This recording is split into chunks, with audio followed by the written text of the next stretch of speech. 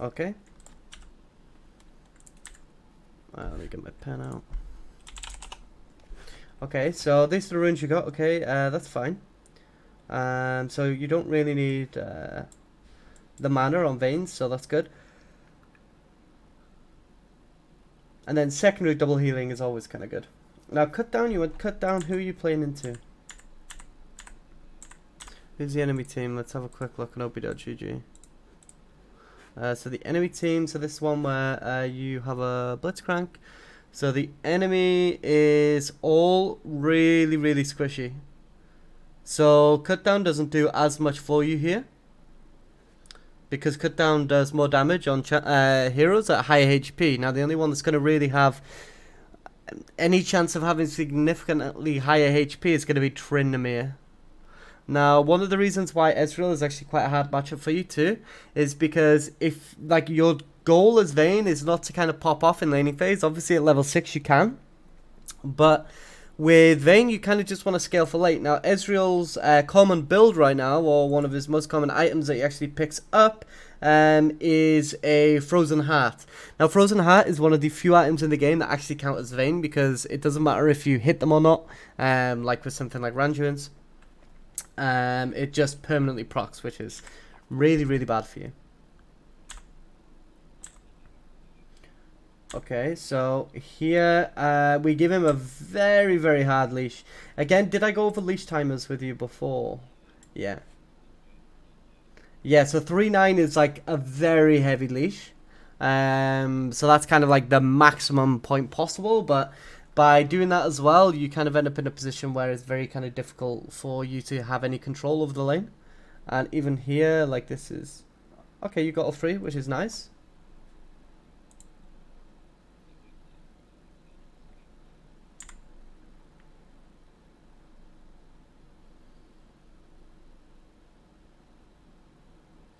Okay. So we're letting the wave push in, so this is fine. So here, so this is bad. This is really bad. So why is this bad? So that's one thing, but did we go over the push and pull rule before? Okay, so this is a pull. So what should we be looking to do during a pull? Yeah, especially their level 2. If this Nami wasn't completely griefing this game, then you could potentially die here. Oh, okay. So the thing is here, this isn't really an overextension. Now, why isn't this an overextension? Yeah, like we have no minions. So it's not really an overextension, because this wave's going to crash in, and now he's trying to get some damage off on us while we have to focus on the wave. So we either get damage back on him or we hit the wave. Like, we can't do both, whereas he can, you know, he's already claimed his wave, now he's going to beat you up. So all we need to do here is we know, okay, they're going to hit level 2 first. If they're going to hit level 2 significantly before you, then what you do is you just back away, and the fact that they've hit level 2 first means that that wave will push into you. So then you can farm it safely, and then you get slow push stacking, which will then end up pushing into them, and you know, then you can potentially look to play around the wave. So yeah, so this was a big problem, because you don't really have the damage to kill anybody early, really. You're just looking for trade after trade after trade until they get in lethal range, and then you go all in. But yeah, overall, because now as well we've backed and got absolutely nothing from the back. So we haven't even got item advantage. We're going to get back into lane. We're just as weak, except now we don't have the XP either. And we're going to lose... no, we actually get the cannon, okay. So yeah, so this was really just down to us just being impatient, which again, when you're playing something like Vayne, patience is a huge thing. Now this is why personally I don't enjoy playing super late scaling champions, because I know I don't have that much patience. Like, so obviously you have to kind of refine that when you're playing something like Vayne, because your point to be strong is at say 2, 3, 4 items. Like, you know, Vayne is kind of strong on a lot of different items because of her true damage. So we just have to wait for those, and then once we've got them, we can do a lot. Now, what happened here? Now, this blitz just kind of ints, or what? Okay, so he gets this. Okay, so again, we're level 3 because we died earlier, which sucks. Ooh, now this is... So, why do you think this ended up... So, this... You didn't play on you were playing on locked fully last time, right? So this is good because this is showing that, you know, your camera did get a little bit overwhelming and you just held space just to get it. And now you can obviously reset your camera, get it in a good spot again. Again, this area doesn't really provide us with nothing. Just move your camera up here and then we're good. So again, so right here, what should we have looked to do? So we went over this in last session as well. So when the wave is in this position, what should we look to do? Just recall. Recall, spend your gold. Yeah. Recall, spend your gold. You've got double longsword here. That's going to be quite a lot. This Ezreal's also going to itemize into a tier as well. So that means that, you know, it doesn't really give combat stats. So, you know, it's as long as you sit behind your minions, you're going to benefit from him going tier because you're just going to keep itemizing its damage. Or you could also get Boots, Dagger, and start working towards Greaves as well, which are obviously very, very good on Vayne. Now, the only thing is here, you are playing into an Ezreal, so if he plays it right, you're never really going to catch him anyway. So you can just itemize into your mythic first item because the Boots are going to be great, but it's very hard to catch him. But, you know, Boots is still very good on Vayne since her main stat that she scales off is actually attack speed. So yeah, so there you should have just reset because now we're going to be in this position where there's a cannon wave here and there's no way we're going to be able to get this pushed in by the time we have to, to actually punish him, you know. So right here, it's like, okay, you know, it's fine, but now we've got 1,000 gold on us and it's going to be very hard for us to actually get a reset timing. Because what he could do here is he could just walk up and keep poking you to stop your reset.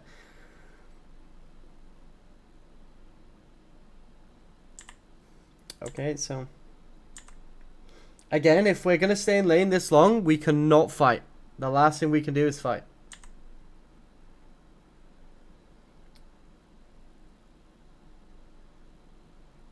But yeah, so this is the thing. Knowing when to actually get a reset off in order to be as efficient as possible is really, really important. Now, resets, you can do multiple things. Now, let me just get up... when it comes to actually getting resets off, there's multiple things we can do.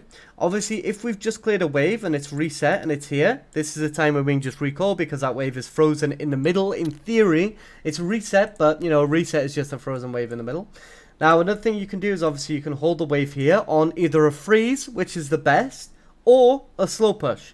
So say, for example, when a wave has crashed into this tower, what will eventually happen is your minion wave will come out to here, which will then mean that the melees get stuck here. Now, this will mean that you have almost a perfect slow push because the wave will be identical just here on the outside of the tower. Now, because it's just here on the outside of the tower, it means that slow push is going to build up quite heavily by here, and then you can push it in. So what we do there is we reset. We come out as the slow push is stacking up to the second wave. We stack it to a third wave, and then we get all three waves pushed in. And we can then poke on the tower. We can get it pushed in and then rotate to, say, the dragon. We could even, say, rotate up mid lane and try and do something there. We don't really have much agency to pressure the platings as Vayne. And just in general, to be honest. And you don't really want to be overextending that much anyway because you're a free target that way. Now, of course, Vayne is one of the hardest scaling champions in the game. So when it gets to the point where you're... like when you have plenty of items, you've basically hard scaled already. Now here, one of the big things is we're actually rotating when our lane isn't in a position to rotate.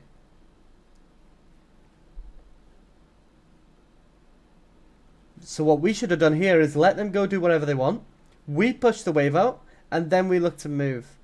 Because right here, if this Ezreal just went and pushed that wave in, then we lose so many minions. And we're already behind, so we can't really afford it. Now, what do you think is another really big red flag about this situation? Okay, that's one thing. What else? Okay. Now, if you're going to fight right now, what do you have to fight with? Okay, so that's one thing. There's two more things that I want to highlight specifically. So what are you missing? If you end up in a sticky situation, they run up to you and they try and kill you, what are you missing that could... Yep, so flash is another. And then three, what else are you missing, or what have you collected that you haven't used? Yeah, you have way too much gold to even consider this fight. Like, there is no good world. Well, I mean, there's no world where this goes well, to be completely honest, while you have 1700 gold on you. Like, I don't know what's happening here, but... Yeah. Yeah. So there, we fucked up because our lane was in a terrible position. Like, the wave is still frozen there, to be honest, but now that means that he's going to go push that huge wave into us. So now we've lost so much XP for no real reason. So now Ezreal is very strong, and, you know, it's very rough for us. So here as well, get, like, a pink ward as well.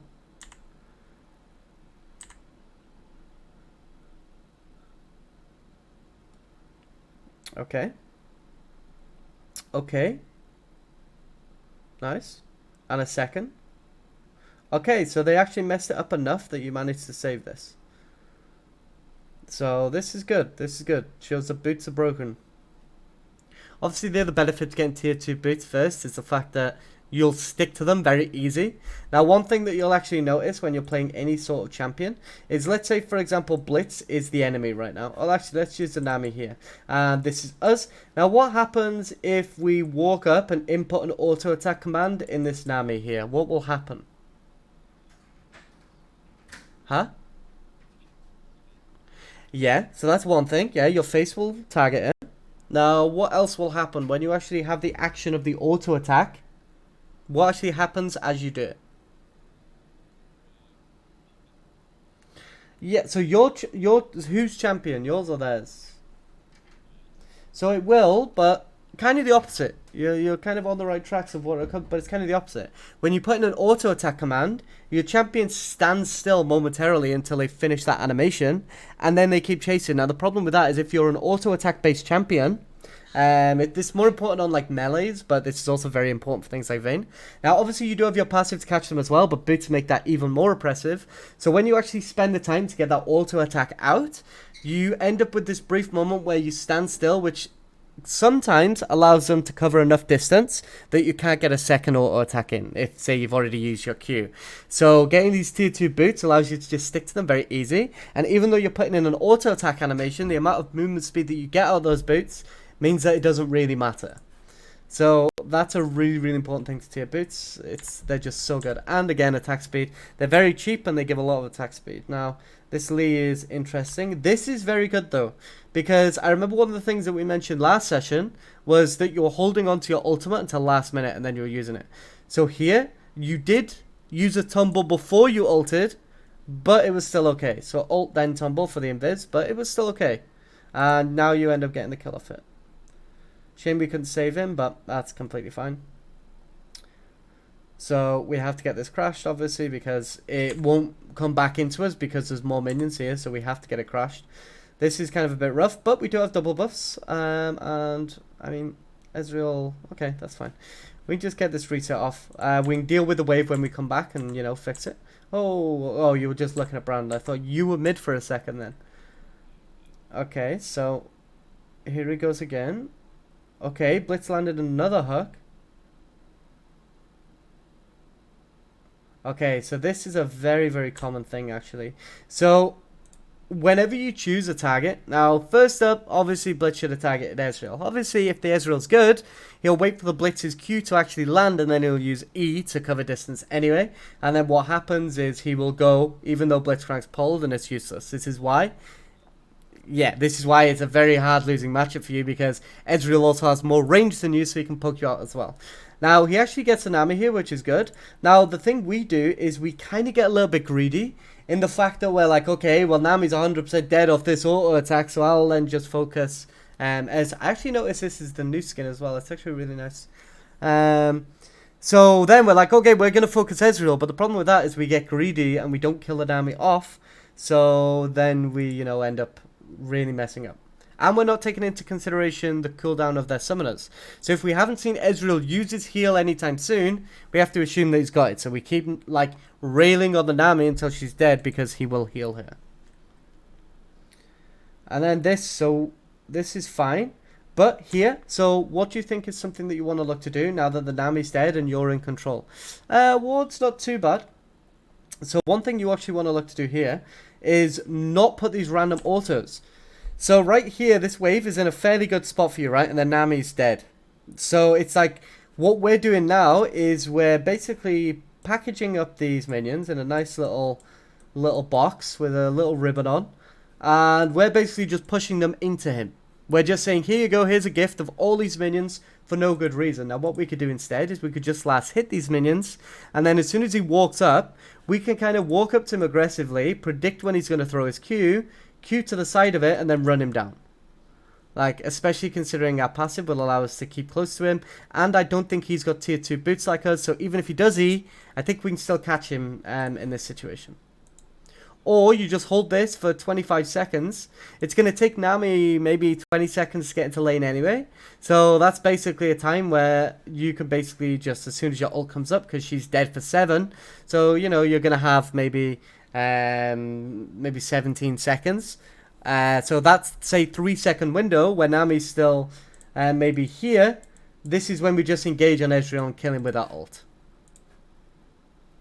So it's about these kind of windows of opportunity. Because what we're doing now, see, is we're just pushing this wave back in when this is going to push into us. Because if we actually look at the HP of these minions, these are missing half their HP, all 3 of them. And these are still full. So this is actually going to come into us and stay into us. We can even just hold these minions in order to keep the freeze here. And now, see, we open ourselves up to actually get ganked. And we can't actually farm anything. Whereas if we would have held the wave before, this next wave, which is a cannon, would have actually just come up and then sat here and we can farm it completely safe. So, obviously minion wave management is hard, and I know this is kind of a lot of information. It's obviously why I'm recording it to upload it. But overall, like, minion wave management is probably the most important thing on Vayne, because she's not like an average ADC. If you say started playing Kai'Sa, you'd be like, holy, I've got so much wave clear, it's insane. But, you know, that's kind of one of the things to her. Now, one of the big mistakes that you actually make here is, so what was the thought process behind jumping on Ezreal here?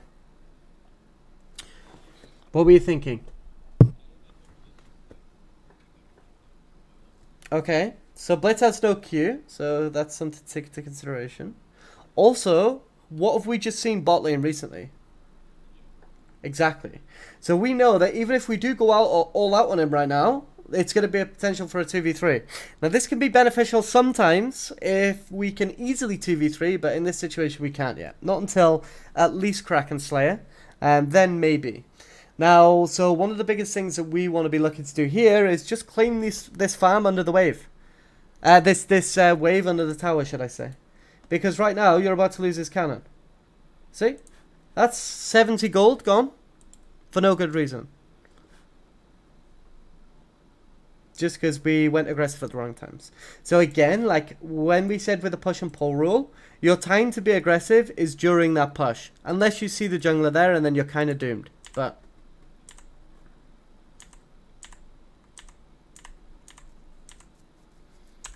so here.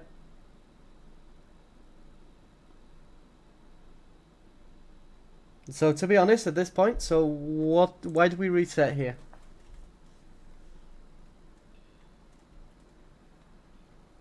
Okay, so what do you think is going to happen with this wave now that we've reset? It is going to push into them, yeah, that's one thing. We can't control that, we can't stop that. But the more important thing is, if this Ezreal actually comes back to lane now and trims the wave, then you've just granted him a freeze for no reason. Now, we have a cannon still in the wave, and we have, what, 1, 2, 3, 4, 5 casters. That's a significant amount of damage. So what we look to do is we just look to get this wave crashed in, and then we either reset with the crash, or what else could we have done here? Now, we do also see Nami in mid lane, so we were completely safe to push this. So if you didn't see Nami in mid lane as you were playing the game, obviously that's a thing that you need to look at the minimap more. So what should we have looked to do here, considering we've got a big wave pushing in?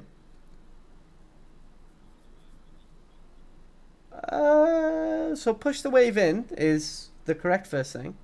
But then what happens from there? What can you use your priority for? Exactly. We've got a dragon spawning soon, and Fiddlesticks is right by there. So what we could look to do is we could just look to crash this wave. Ezreal then gets pinned to his tower because he can't move, and then we just walk up and get the dragon. Vayne still does dragon surprisingly fast because of the attack speed that she has. and obviously it's true damage. Now what happens here is we reset, the wave is in a terrible position, now we come back and we have no prio for the dragon. So it's kind of like we're not really following the steps. Now the thing with a lot of the fundamentals to laning is it's kind of very linear in the fact that the wave or the lane will tell you what you should or shouldn't be doing at each moment. Now it's up to you to then manipulate that so that you have brief windows where you can do things in the times that you want to do things. Now obviously that's a little bit more complicated, so for now in silver we're keeping to the basics. But yeah, these are kind of some of the things so far that's making your games way harder. Like right now, it's not necessarily that you're playing bad. You're just making the game a lot harder for yourself by not prioritizing yourself. Like going for, say, that Roman the Dragon earlier, where we had 1700 gold and, you know, no real HP and no, like, ability to do anything. That obviously puts us in a very, very bad position. So now we get this, but in theory we should have lost this wave to the tower. And then we die because we overextend. Yeah. So one of the things as well, especially when you're chasing someone like a Nami or a Leona or a Lux, you always want to make sure that you save your Q. Like, even if it's something like Lucian, save your Q. Because once they throw that straight line skill shot, you can easily dodge it. Now, even if you dodge, say, an Ezreal Q, that's a large amount of his damage that could potentially win you the fight. So your Q you want to have as kind of like a repositional ability. Your passive will allow you to catch up to people with tier boots very, very easily anyway. And then here, this Blitz is ruining a really good thing. So this is actually a almost perfect freeze. You could hold this here almost forever, because once you actually take the first tower, the minions become stronger. So they actually become better. So, you know, you only need, say, 3 or 4 in order to just perfect freeze. Now, another problem you have made here, though, is that if you do want to hold the wave here, you have to walk out of the brush to there. Now, the reason you have to walk out to there is so it drags these minions down to this area. Now, this is really, really important. Why? Why do you think? Yeah. Now, what happens is if the wave ends up here, like it does, what ends up happening is the melees sometimes will be like, oh, one of these casters at the back, so one of these casters at the back of their wave has just had the audacity to hit me. So what I'm going to do is I'm going to walk around and beat up this caster. And then the tower just insta-kills it. So then what happens is then the freeze ends up breaking and then it ends up as a slow push. Now, obviously a slow push isn't that useful at this point now because we're not going to use it to go and get Baron because it's not spawned yet. And also if we start slow pushing bot and they come and kill us, they're going to freeze the wave here still. And then there's absolutely no way that we can ever walk up and this entire lane is completely off limits for us. So then we have to go mid lane, and then our mid laner has to suffer, which we have a brand. So it's, you know, it's really bad. So freezing in this position is really good. What were you saying, sorry?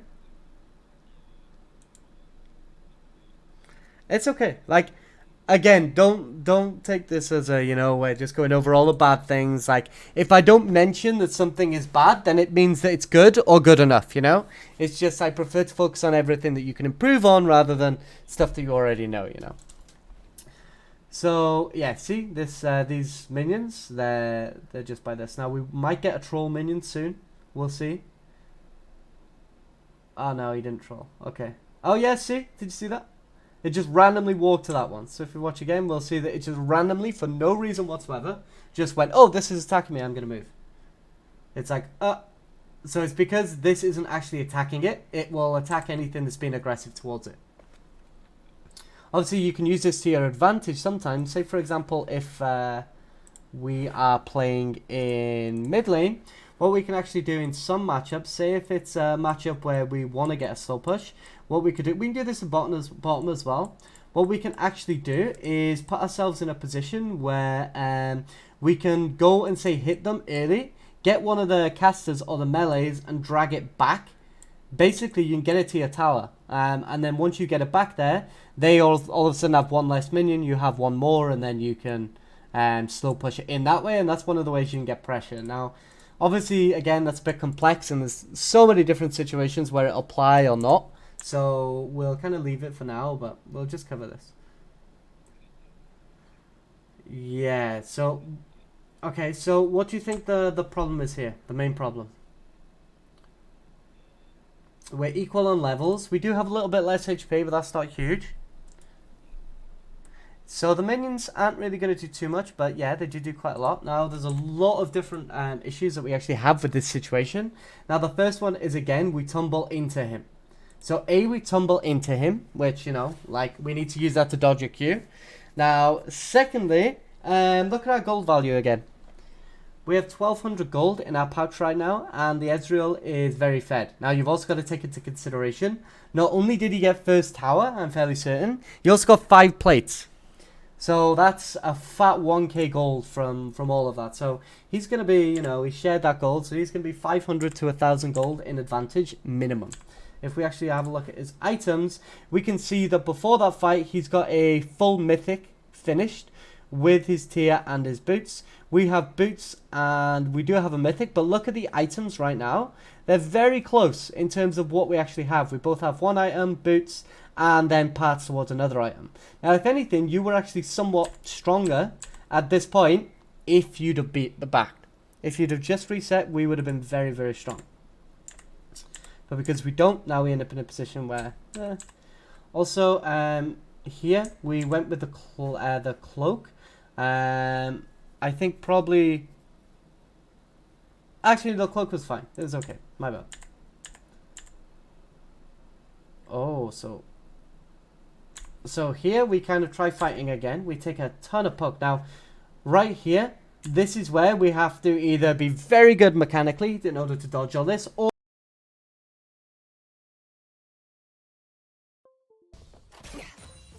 Did not see the Herald hordes coming.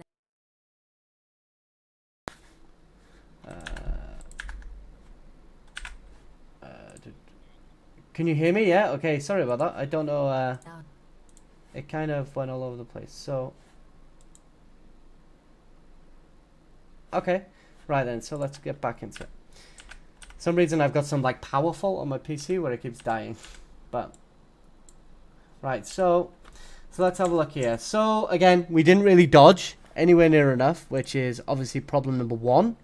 Problem number 2 there is that we didn't really put ourselves in a position where we could really fight him anyway. Now, like I said, we are very strong, but we're not strong enough to kill him there. And here we take too much poke from the tower that we can't really do that much. Okay. So that's obviously quite bad. I didn't actually have you coming through on the recordings, so obviously I'll still upload it to YouTube so that you can watch it back, but it'll only be me up till this point, but that's fine. Yeah, it's fine. So we take too much poke. Now, one of the things here is we actually have a wave. Now, this poke is just bad because we shouldn't be anywhere close. But then, this poke as well, we have a wave that's coming.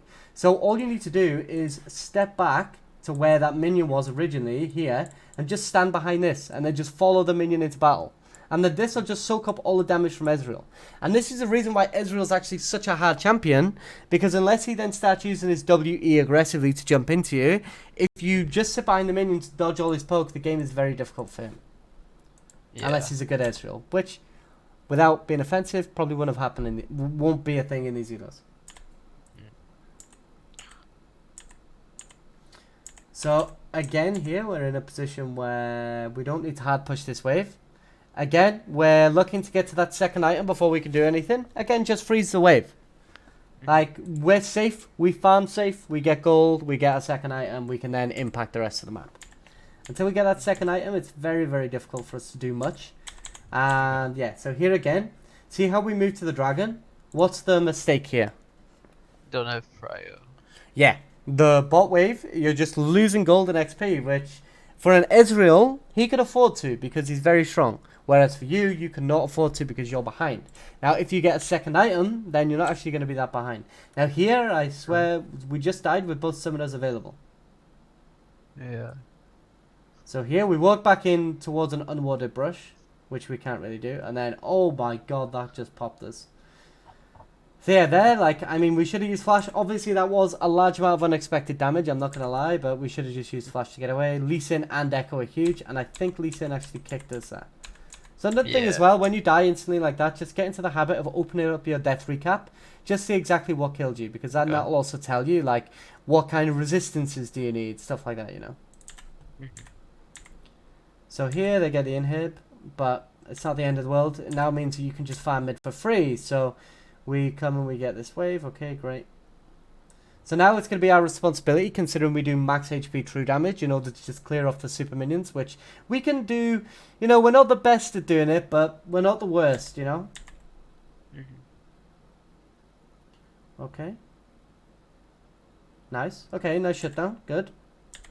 Reset. We've got another item. So now we've got another item. Now we can actually really start to actually look Yeah. at doing something in this game. So now at this point, this is now where you look to get pressure. But the problem is now, like, this is a point where this is where we should be looking to get pressure, but we can't as much because we've died so much, you know. Mhm. So our second item, we're going for Ginzus here, right? I think I go for Bork. I remember you saying Bork wasn't that good. Yeah, But, like, Bork is really bad.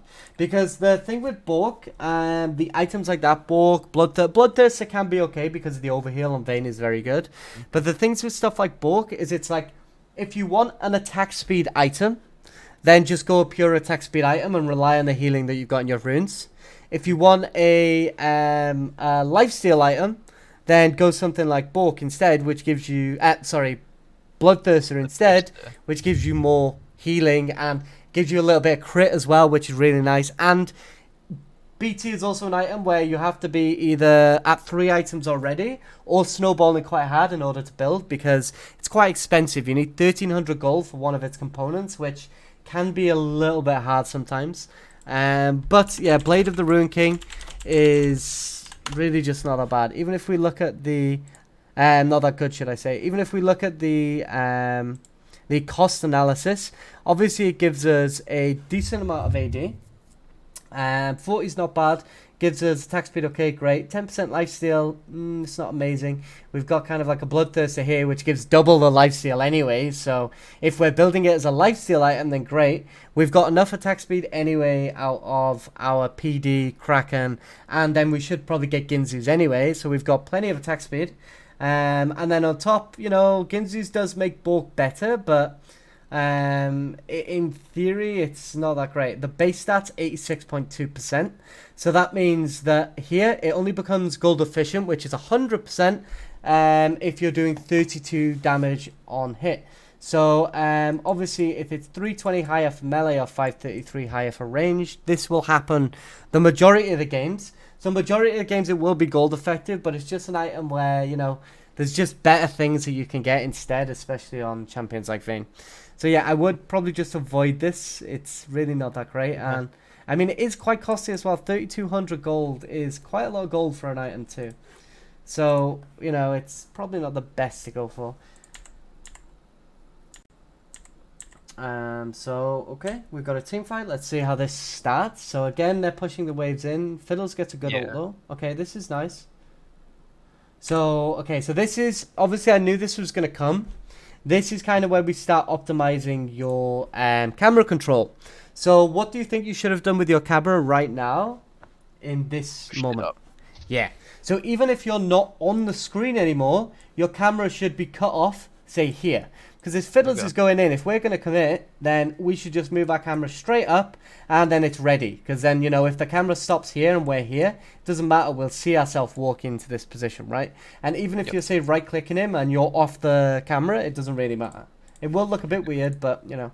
Because right here, we end up in a position where we go in, and now we're moving our camera as we're fighting, which means, you know, that's an extra action that we're actually using. That's an extra input that we're putting in. So it means that it's taking away from our ability to concentrate on the fight. But, I mean, I think it still goes pretty well. It was a nice condemn on the Tryndamere. Unfortunately, we're not positioning as aggressive enough based on the fights we're in as well. So right here, we kill her. Lee Sin. But it's like, this guy's going to die anyway, right? So what we want to look to do is auto him as we walk towards the Nami. Yeah, so walk up, auto. Maybe still get the condemn and run. And then what that's actually going to do is it's going to mean that after he dies, we can continue chasing her. Again, we've got tier 2 boots, we've got our Q, we've got our passive, we can chase very, very easy, and our ult is activated. So we're going to run her down super quick right now.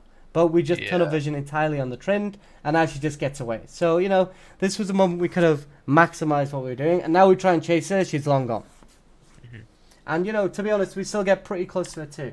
Now, Ezreal and Victor are both pushing the sideways. So here, what I would have done actually is straight away I would have just reset. Or, or even rotate it down and try to kill him. Reset's probably better so we can spend some gold. But, yeah, there's no reason to keep chasing that Nami at that point.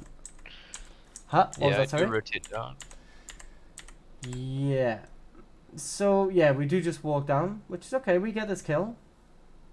I hope. I think so. Okay, nice, yeah. Massive shutdown. Really good for us. And then how do we die? Do we tunnel vision? Oh, no. Ezreal. Yeah, so we just walk into Ezreal. Again, what do you think the issue is here? Didn't save my Q. Exactly, yeah. So because you didn't save that Q, you managed to get 1 Q on you, which meant you couldn't get close. Now, obviously, you've got so much lifesteal in your runes that even if he takes a lot of damage from you, if we can get close enough and dodge his Qs, we can do a massive amount of damage on him. Yeah. So yeah, we do go for Borg, so that is also restricting us. It means that when we're meant to be having a nice big power spike on an item that's really good for us, like Ginsu's, or even Infinity Edge, to be honest, like they're both really good items on Vayne, you end up in a position where you end up with Borg, which is way less stats than you actually want to get, and we have a ton of gold here, and we're actually sat in our base with this much gold. So to be honest here, like you've got an entire item in base, like just reset and get it. Okay. Like, it's going to take you 2 seconds, and then this fight's way easier. Like, this damage is nowhere near our max damage right now. And we probably lose the game because we greeded here. No, I gave him the penta. Oh, okay. Okay, I mean, that's fair. So, yeah, we kind of griefed the game very heavily by just sitting on this much gold and just not doing anything. So this, I'm not sure if we were a bit tilted or what, but... I mean, yeah, I was coming up 3 or 4 boss streak. Yeah, so when you're on those kind of streaks, again, like I said before, sticky notes. I just kind of think of things that you can improve on instead of focusing on the winner or the loss. Just focus on something to improve. Now, obviously, you will get tilted. Don't get me wrong. I'd be a hypocrite if I said don't tilt entirely. But it's more of a case of knowing what to do when you are tilting rather than not tilting at all. Because if you're prone to tilting, then you will tilt. Like, it's not like a thing where, oh, some people tilt, some people don't. It's just some people learn how to deal with tilt earlier due to many different reasons. So, yeah, it's just a case of learning how to deal with that. But, again, we stayed on too much gold. And then it meant that we were tickling them in this last fight. Like, we were probably kind of strong, and we probably had quite a lot of gold. But in terms of the fight overall, we were way weaker than we should have been. So if we actually have a look at the gold values towards the end of this game. So let's have a look, team analysis. Gold earned. So if we actually have a look here, gold earned for champions. Wow, would you look at that? You actually earned almost the exact same amount as the Ezreal. Now, as a Vayne, having that amount of gold later on into the game is deadly. So right here, we should have been even with Ezreal on damage. Like very close to the Victor as well. We were stronger. We had more gold than the Lee Sin and the Tryndamere. But because we stayed on, what, 3.4k, that basically ended the game for us. Instead of being even with their strongest members, we were 3,000 gold behind. So that was kind of the main reasons we lost this. Overall, I think this was pretty good. We definitely covered some of the points that we previously went over and covered with the previous session, which, again, very, very good. In general, though, is there any kind of topic that I've covered that you want to go over in a bit more detail, or? Yeah, I actually wanted to ask you about the Ezreal matchup. But Okay. I think another matchup I really struggled with was Caitlyn. Yeah. I had a Caitlyn Senna, and it was Vayne Yumi? Was it Yumi? Yeah, so Caitlyn is actually one of the hardest things for you to deal with as Vayne. Because obviously you're a very short range, 525 range champion. And she's 650. So she's got 125 additional range with each also. Now, let's say, for example, I'm pretty sure, like, we've got things like, I think Draven's 550. He might be 575, though. No, he is 550.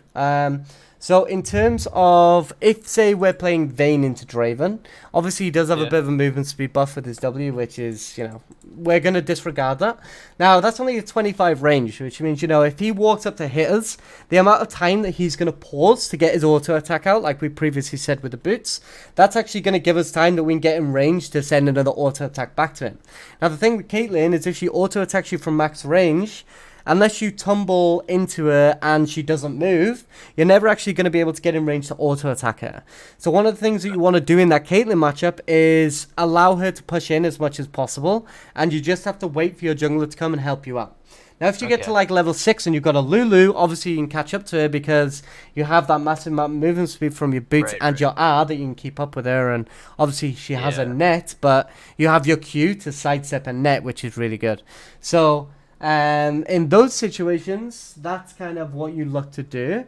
Now, obviously, if she has something very oppressive with her, like a Lux or a Karma, or even like a Morgana, then you have to even be careful into your turret. But it does kind of become a thing of you might lose your entire turret, you might get a hyperfed early, but your natural scaling will outscale it massively. Now, the thing with Caitlyn is she does have this massive range, but let's say, for example, we have 5 people here in a team fight late game, and then they've got this 1, 2, 3, 4, 5 here. Then what actually happens is what Caitlyn needs to do is she actually needs to walk up and hit the back line with her range, because if she hits the front line, she can get low Dominics, and if she's fed, then she will do a lot of damage. But as soon as a tank gets tanky against a Caitlyn, like especially if they rush, for example, steel caps and say a bramble vest in lane, and what's actually going to happen is that front line is going to be very hard for Caitlyn to deal with, whereas the enemy front line is extremely easy for you to deal with because of your W and your true damage. So you end up in a position where it's a case of, okay, I'm really not going to have fun. This lane's going to be horrible. The Caitlyn's probably going to get very fed, but this is silver/gold. She's probably not going to know what to do with that lead anyway, so that gives us time that we can come back into the game, maybe get a bounty at level 6 if she's got one, or, like basically just out DPS her in a team fight later on. Okay. Yeah, because that game, like I did call for jungler help, but the jungler just never came. So I just kind of let them destroy target. Who was your support? Let's have a look. Yumi. Okay, so that's the problem is there. You're in a very bad matchup that the jungler can't really help. Because it's like if you're playing jungle. So let's go over this. I mean, this is quite handy even for laners to know. What are kind of 3 things that a jungler needs to consider primarily when they're considering ganking a lane? Objectives. So that's kind of a result of the gank. Okay. So if they're looking at who can I gank, what are they looking for? Lane pushed in, summoner spells. So that's a little bit more complex to the basics. So what do we need to actually take somebody's HP away? The damage. Yeah, so damage is one. CC. CC is another one, perfect. And what's another thing to consider? Health. Health, not really as much. If a jungler ganks a lane and it's 3v2, then the health won't matter as much. Obviously summoners do, but that's a bit bigger. Now what is something that's very unique about Ezreal in laning phase? Escapability. Yeah, just mobility is good as a whole. So yeah, these are kind of the main things that when you're a jungler, you're kind of looking for in order to determine where you gank. Now, the only CC that you're going to have in a lane pre-6 with a Yumi is your Condemn, which is just nowhere near enough. Now, if you have a jungler with a ton of CC, here as well, it's also doomed because you have a Shyvana who wants to just farm. Honestly, this game, I mean, I don't recommend dodging in these elos, but if this was a higher elo game, I'll be honest, it'd be a dodge. But, I mean, there's still opportunities that you could have won this. You still did pretty well. But again, it's very rough. She's got a Senna as well, which again, Senna is also 600 range. So again, she can also do damage to you and leave before you can even do much. And she also slows you with Glacial Augment too. So it's very hard for you to actually catch her. So this lane is meant to be a massive bully lane, but later into the game, they're both very squishy and they're going to be very easy for you to kill. Especially when you get Kraken Slayer, you just mop the floor with them. Sorry, go on. Yeah, sorry, I was just agreeing with you. Oh, yeah, no problem. So, yeah, so in terms of that, obviously these are the things that you look for as a jungler, and here you can't. So here, what I would have recommended is to just let every single wave push into you, and just never auto-attack the minion wave unless it's on the tower, or it's in a big slow push, or the jungler's there, but that's not going to happen much. Because again, Shyvana wants to hard farm, there's no CC in your lane except Condemn, and they have mobility as well. They've got Senna E and also Caitlyn E, so that's very big. And your damage early, if Yumi pokes about enough, you can get the kill, but she's probably not gonna. Yeah. Now the plus I don't think she side, poked it off. yeah. Now the plus side to Yumi is, and the thing is, Senna will also heal the damage you do as well, so you have to do more damage to make up for the amount she's gonna heal, which is very bad too. Yeah. Now the advantage though to this lane is, even though it's doomed, if the Yumi just keeps poking and keeps healing you up, then you're never actually in a position where they can really do that much anyway. Yeah, but Caitlyn built first item Executioner's Call. Yeah, but I like the problem with that is obviously it's great, but she actually needs to auto attack you to proc that. So if you're just letting her push the wave in and you're low on HP, Yumi will heal you at full because she doesn't hit you. Now on top of that, also, she's also restricting her damage and delaying her mythic. So if she went first item it, obviously it is mandatory sometimes into a Yumi. In this lane, she probably didn't need to because they have more than enough damage to just out damage Yumi heal, and they should be pushed into tower and poking you anyway because Caitlyn can poke you out under tower easily. And also say this is the tower, because of the way the map is structured, you don't really see behind it. So what Caitlyn can do is behind here, she can put a trap. And if, say, for example, this is the wave coming up to the tower, you run behind the tower to get away, you could actually get hit by the trap and she gets an easy headshot on you. And unless you've actually seen her put it down or expected it, it's very difficult to see. So, again, she can poke you out very heavily, but you have a lot of lifesteal in your runes and Yumi, and she delays her build by going it when she can never really walk up to you anyway if you just let the waves push in. So again, this is kind of a very hard matchup. Now, Vayne has a lot of very hard matchups that you really do have to play Vayne a lot to understand them. But as soon as you realize the value of when you actually provide damage in comparison, how to explain it? So you want to basically make sure that you're only really fighting with Vayne when you're in an advantageous position. So when you're against a Caitlyn Senna, like in laning phase, you're never going to be in an advantageous position. Whereas later in the game, especially at level 6, you are. And also your ult with Yumi can be very, very good too. So again, those lanes are very hard. But I would focus on just trying to nail and realize, well, what made this lane hard and what can I do in order to make sure it doesn't happen again. So did you have any other kind of questions or anything just before we wrap up the session, or? No, I think I'm good. No problem. So what I'll do is I'll stop this recording now and upload it to YouTube.